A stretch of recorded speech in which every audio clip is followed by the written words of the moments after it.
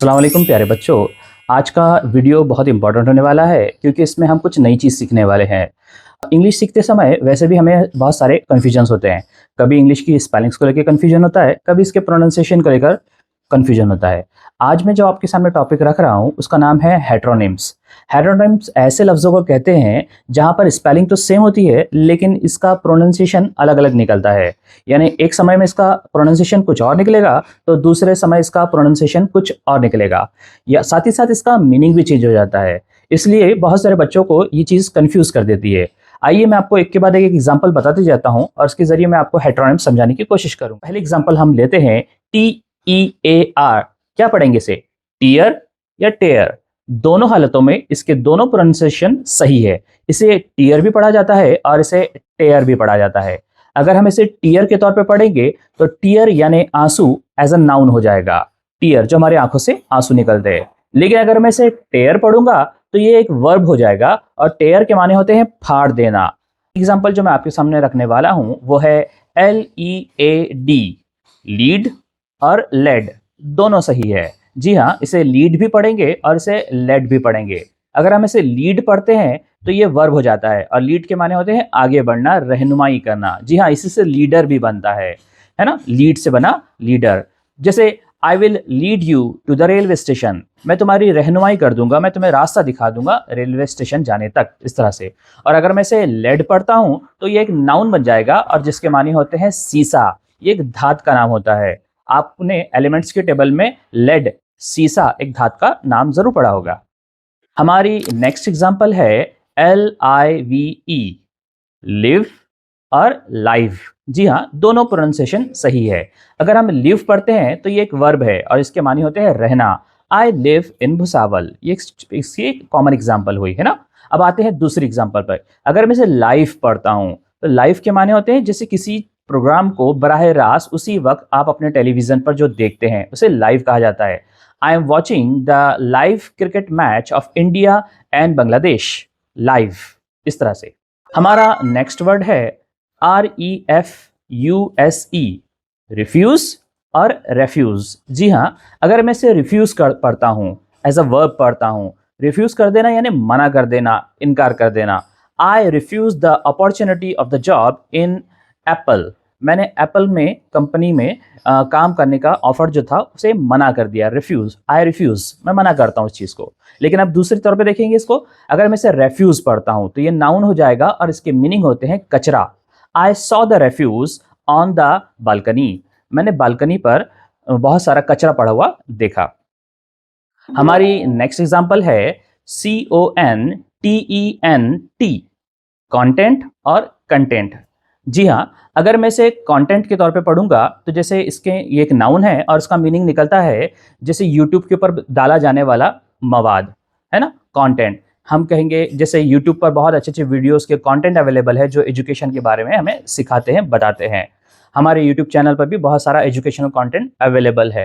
लेकिन अगर मैं इसे कंटेंट के तौर पे पढ़ता हूं तो ये भी एक नाउन है, लेकिन अब इसको कंटेंट पढ़ने पर इसका मानी हो जाएगा सुकून, दिल को दिलासा मिलना। ये इसका मीनिंग हो जाता है।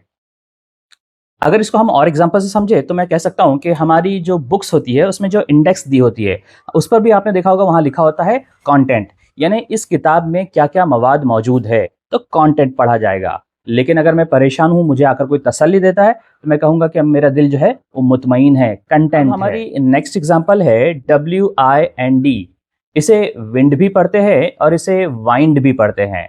आइए समझाने की कोशिश करता हूं कि अगर मैं इसे वाइंड पढ़ूं, वाइंड, तो ये वर्ब है और इसके माने होते हैं लपेटना, है ना। जैसे कि I am winding a thread on the pen, मैंने अपने पेन के ऊपर क्या किया है, धागे को लपेट दिया है, तो इसे मैं वाइंड पढ़ूंगा। अच्छा, जब वाइंड पढ़ता हूं तो इसकी प्रोनाउंसिएशन आप गौर कीजिए, वाइंड बन रहा है और इसकी अगर मैं तीन शक्लें आपसे कहूं कि वर्ब की तीन शक्लें क्या होगी, तो वाइंड से बनता है वाउंड, वाउंड। ठीक है, अभी हम इस वाउंड को थोड़ी देर के लिए रोक देते हैं, मैं इस पर थोड़ी देर के बाद दोबारा वापस आने वाला हूं। अब चलिए, अब मैं इसको विंड के तौर पे पढ़ता हूं और फिर देखते हैं इसका मीनिंग क्या निकलता है। तो विंड पढ़ने पर, इसका प्रोनाउंसिएशन करने पर हमें विंड के माने हवा मिलता है। विंड यानी हवा होता है। The wind is very cool today, हवा जो है आज ठंडी लग रही है मुझे। अभी जैसे हमने थोड़ी देर पहले आपसे जिक्र किया था कि वाइंड से वाउंड वाउंड इस तरह से इसकी शक्लें बनती है, पर यहाँ पर एक इंटरेस्टिंग पेच और है। अगर मैं वाउंड इस वर्ड को पढ़ता हूँ तो यहाँ पर इसके भी खुद दो प्रोनाउंसिएशन निकल कर आते हैं।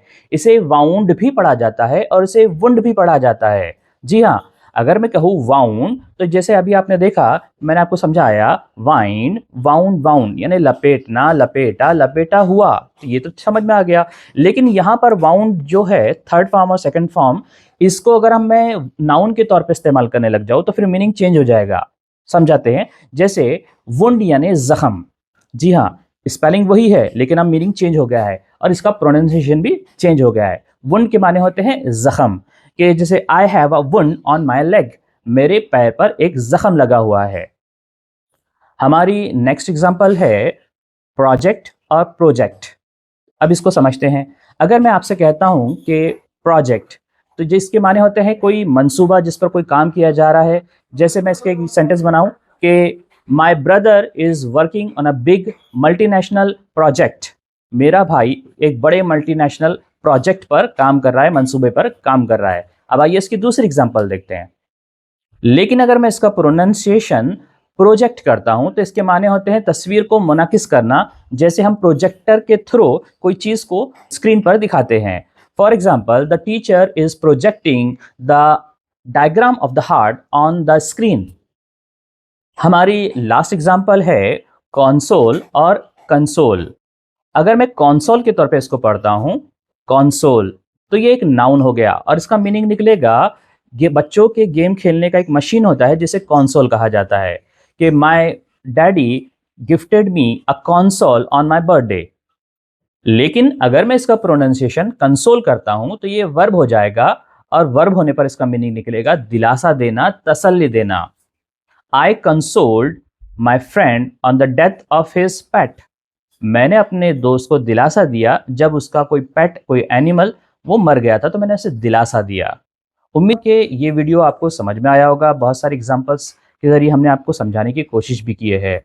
अगर आपको ये वीडियो अच्छा लगता है तो इसे ज़रूर लाइक भी कीजिए और इससे भी ज़्यादा इंपॉर्टेंट है, इसे अपने दोस्तों रिश्तेदारों में शेयर भी कीजिए। इंशाल्लाह अगले वीडियो में फिर से मुलाकात होगी, तब तक के लिए अल्लाह हाफिज़।